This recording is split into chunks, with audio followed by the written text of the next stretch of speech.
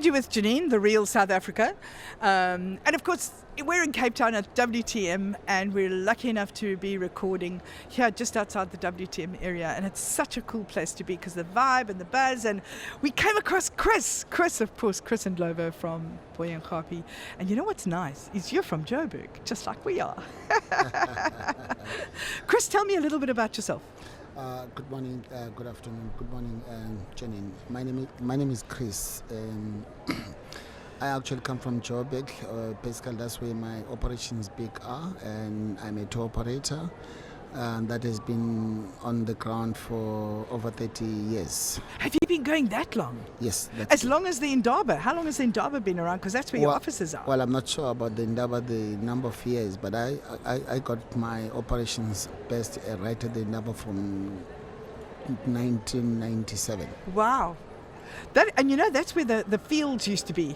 There was nothing in that area. There was no development. There was no malls. There was nothing. It was just field. I know very well that closer to Indaba there used to be a golf course where Monte Casino is now, and we used to have fun, take our clients to hit the balls up there, but now it is a casino. And now it's a casino. You now lose money instead of making instead of making money. Tell me a little bit about the journey with Boyankhapi from the time you started to where we are now. Boyankhapi started in 2004 under this brand name of Boyankhapi, but previously, as I've said, I've been in the industry for 32 years. When we started, it was not very easy. We registered the company. We were looking for a name that would be very much attractive to remember to our internationals. And we picked up the name that's very interesting, Boyankhapi, that means welcome back again. So the design, basically, if you look at the company logo itself, the sun and the moon, as well as those waves underneath, it actually means you're welcome to come to South Africa during the day, which is the sun, or at night, which is the moon, or those waves that you see. They split the day between morning or evening. Oh my word, is that what it means? That's definitely what it means, yeah. Oh my goodness. And a lot of people, one thing that I like about it is that when they come to our company, they say, Boyang Cape. And I say, no, I forgive you because I know you probably come very closer to Cape Town. And some of them says, well, Boyang Cape. I end up saying, if you live in Gauteng, please tell me the province where you live. And they say Gauteng. I said, that's exactly how to pronounce the name of the business. That is so cool. I didn't realize that. So now tell me, what kind of tours do you offer? We do all the local tours that are really popular in Johannesburg, and such as the Cradle of the Humankind, which is very, very popular for international and geographical clients, as well as the Sowetos, the city tours, the adventure tours, etc. But some of our markets, which is like in Asia and India, they look at places such as Sun City, Pilanesberg, which is you can spend your day in a nice hotel in Joburg, overnight in Joburg, and then you spend your day in Sun City and come back later. So those are very popular as well. But you've also got Dino King, which is quite close. Which is very close. So we actually focus on the big five closer to Joburg. And you know what's so sad is people don't realize we're better than Cape Town. We are. I'm in Cape Town. I've got to be careful about what I say. Well, Cape Town, they say it's a mother city, so you know what happens. And we're the father city. And we're the father city, you're right. Absolutely. So you see, it's a mother and father relationship. You should not come to Joburg and just fly to Cape Town. No, for sure. You need to spend some time in Joburg because we're an awesome bunch. Yeah, the reason why we also focus to divert and look for business in Cape Town is because we realize all the internationals, they come to Joburg, they've got that this mentality that has been spreading about crime and say Johannesburg's got crime. But they don't realize that Johannesburg's got a lot to offer. Then they come to Cape Town. We follow them in Cape Town. Absolutely. No, listen, I agree. So you're opening a branch in Cape Town, or do you already have partners here that you work with? I do have a branch in Cape Town already. As I'm talking to, I have got 8 other more clients on the land right now that are moving all the way up on the Garden Road. Oh, so you travel sort of by bus? I presume you have buses that you use. Do you have like a 20-seater or a 30? What are your bus sizes? And do you also have luxury vehicles?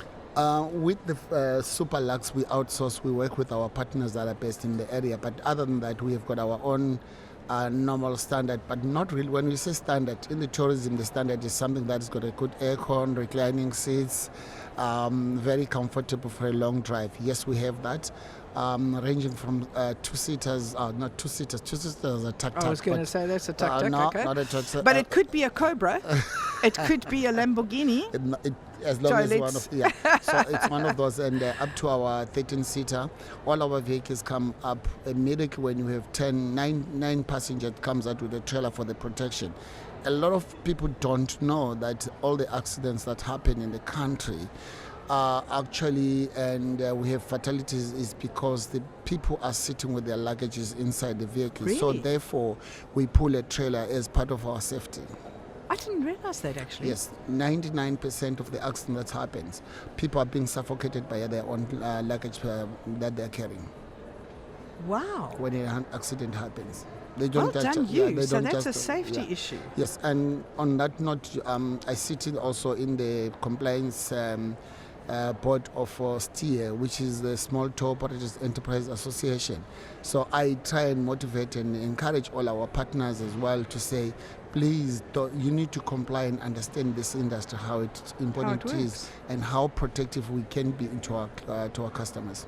That's incredible. So that was actually definitely something we've just learned, because I didn't realize that. I often see like the 22-seaters, those new 22-seater vehicles, they usually put 10 or 12 people and then they put the luggage at the back.